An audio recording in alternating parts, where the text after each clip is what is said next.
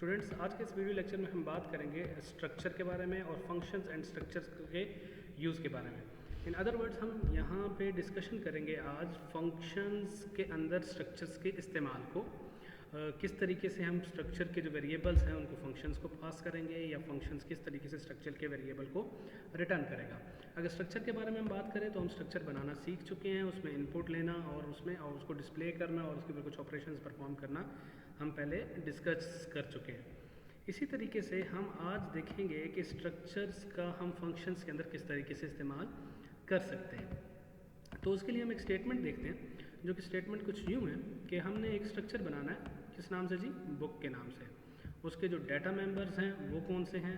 Price और title. दो data member हम यहाँ पे रख रहे हैं, प्राइस और टाइटल के नाम से। Make a function having name get new book. एक फंक्शन आप बनाएं जिसका नाम क्या है? गेट न्यू बुक के नाम से। और उस फंक्शन की रिटर्न टाइप क्या है जी?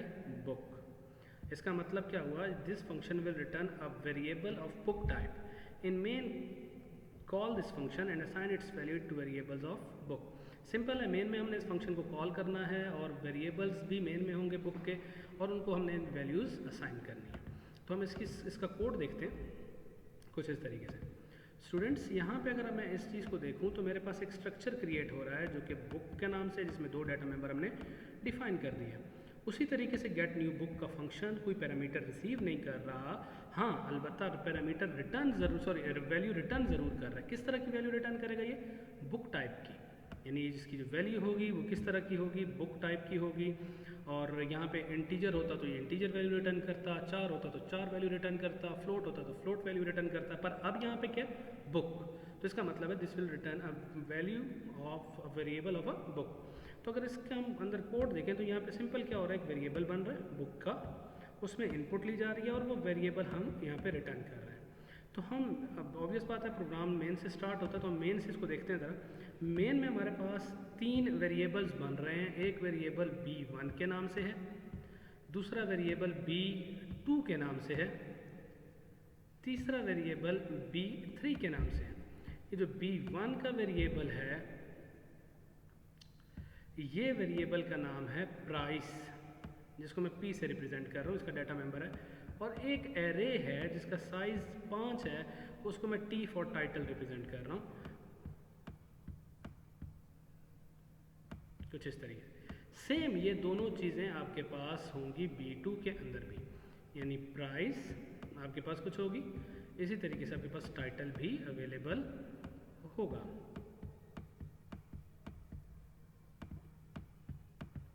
ठीक है, T फॉर टाइटल। सेम ये चीज़ें आपके पास B3 में भी आपके पास अवेलेबल होंगी, जहाँ पे आपके पास प्राइस भी होगी और साथ ही आपके पास एक टाइटल भी की भी एक एरे मौजूद होगी। सही है। फिर हमारे पास B1 में हम इनपुट ले रहे हैं। लेट से मैंने प्राइस दे दी 400, बुक दे दी मैंने PF की, कुछ इस तरीके से। इसी तरीके से अब हम बात करते हैं नेक्स्ट की। B2 को मैं वैल्यू असाइन कर रहा हूँ। कौन सी वैल्यू? सबसे पहले तो ये फंक्शन कॉल करो जी। जब ये फंक्शन कॉल होगा, एक मेमोरी एलोकेट होगी, जो कि मेमोरी का नाम क्या होगा? B। और इस मेमोरी में हमारे पास दो चीज़ें होंगी, एक प्राइस, दूसरा टाइटल की एरे। प्राइस हम कहते हैं जी, लेट से 500 आ गई, इनपुट ले लिया हम लोगों ने। और बुक का टाइटल हम कहते हैं ऊप था, ऑब्जेक्ट ओरिएंटेड प्रोग्रामिंग। ठीक है, ये दो इनपुट ले ली और इसको हमने रिटर्न किया। ये रिटर्न होने के बाद किसको असाइन होगा? B2 को। यानी B2 के वेरिएबल में यहाँ पे क्या आ जाएगा? 500, प्राइस में 500, और यहाँ पे क्या आ जाएगा? ऊप, कुछ इस तरीके से /0। फिर हमारे पास सेम यही चीज़, अब फंक्शन की जब कॉल ख़त्म हुई तो ये वाली मेमोरी ख़त्म हो जाएगी आपके पास। सेम आपके पास दोबारा से जो नेक्स्ट लाइन है B3, जब आप एग्जीक्यूट करेंगे, गेट न्यू बुक का फंक्शन कॉल होगा, तो आपके पास फिर B के नाम से एक वेरिएबल बनेगा गेट न्यू बुक के अंदर। उसके अंदर आपके पास प्राइस मौजूद होगी और उसी के अंदर आपके पास टाइटल भी मौजूद होगा। लेट से टाइटल मैं कहता हूँ मेरे पास DS था, डिस्क्रीट स्ट्रक्चर्स था, और आपके पास प्राइस थी 300 बुक की। ठीक है, और जब ये फंक्शन रिटर्न किया तो वैल्यू B3 को असाइन होगी। B3 को क्या असाइन हुआ? 300, और आपके पास DS असाइन हो गया। तो ये आपके पास जी फंक्शंस के थ्रू हमने अगर किसी ऑब्जेक्ट को रिटर्न करवाना है तो कुछ इस तरीके से, यानी इन अदर वर्ड सिंपल हमने क्या किया, जिस तरीके से इंटीजर फ्लोट करते हैं उसी तरीके से हमने रिटर्न टाइप क्या कर दी, स्ट्रक्चर की कर दी। और स्ट्रक्चर रिटर्न टाइप में यहाँ पे क्या मेंशन किया है, बुक को मेंशन किया और बुक का डाटा यहाँ पे रिटर्न किया।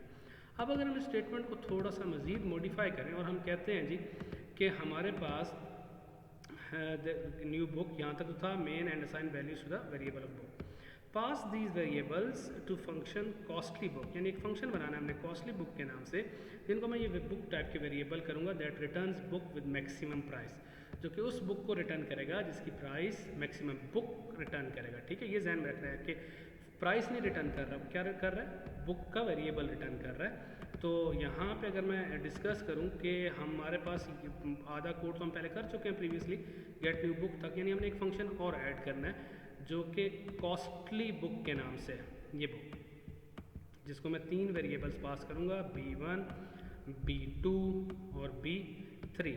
अच्छा, B1, B2, B3 के नाम से हमने पास कर दिया, max is equal to B1 हमने असाइन कर दिया, कोई भी B1 के नाम से था, हमारे पास मैक्सिमम एक को हमने चूज़ कर लिया। अगर मैक्सिमम की प्राइस लेस है B2 से तो इसका मतलब है मैक्सिमम ये हो जाएगा, और इसी तरीके से मैक्सिमम कुछ और वैल्यूज़ आ जाएंगी। रिटर्न हमने क्या कर दिया, मैक्सिमम रिटर्न कर दिया। ठीक है जी, तो यहाँ तक तो कोड हमने पहले देख लिया था ये। अब मैक्स को हम क्या पास कर रहे हैं, actually costly book B1, B2, B3।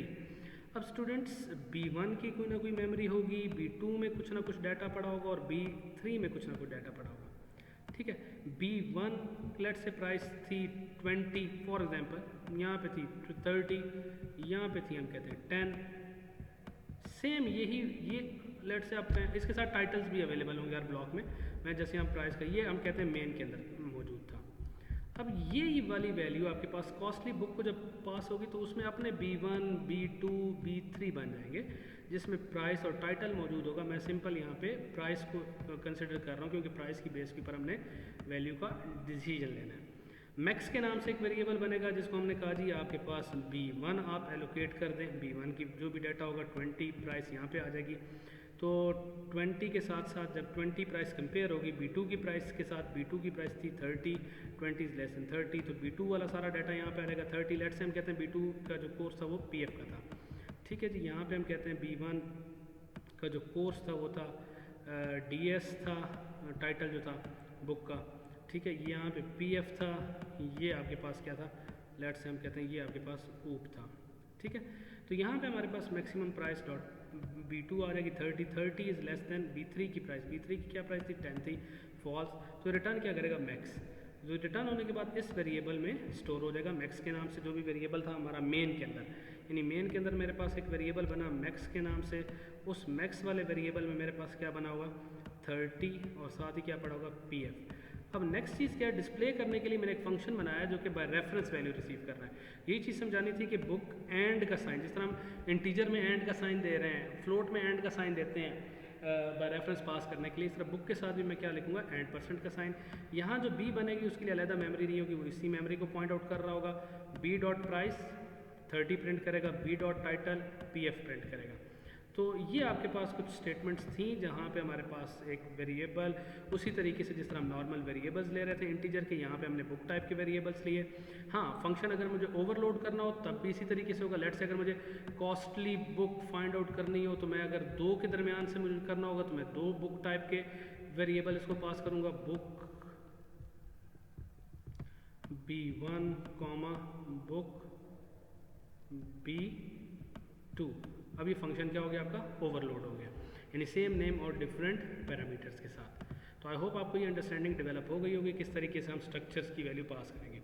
तो लेक्चर नंबर 28 में जिन चीज़ों को हमने डिस्कस किया उनमें सबसे पहला इंपॉर्टेंट पॉइंट था फंक्शन ओवरलोडिंग का, जहाँ पे हमने क्या बात की थी कि फंक्शन ओवरलोडिंग एक्चुअली क्या है, सेम नेम और डिफरेंट पैरामीटर। फिर हमने केस स्टडी को डिस्कस किया, फिर हमने स्ट्रक्चर्स एंड फंक्शंस के बारे में बात की, returning a variable of structures के बारे में हमने डिस्कस किया, passing variable of structure as reference and value, यानी pass by value, pass by references हमने B14 के अंदर सारा कवर किया। आई होप कि आपको इन लेक्चर्स की समझ आ गई होगी। और फंक्शन ओवरलोडिंग में फिर रिपीट करता जाऊँ, सेम नेम डिफरेंट पैरामीटर, उसी तरीके से जिस तरह स्ट्रक्चर्स के वेरिएबल आप पास कर रहे हैं, normally built in type variable पास करेंगे, स्ट्रक्चर के वेरिएबल भी उसी तरीके से पास होंगे फंक्शंस को। तो आई होप आपको ये सारी चीज़ें क्लियर हो गई होंगी।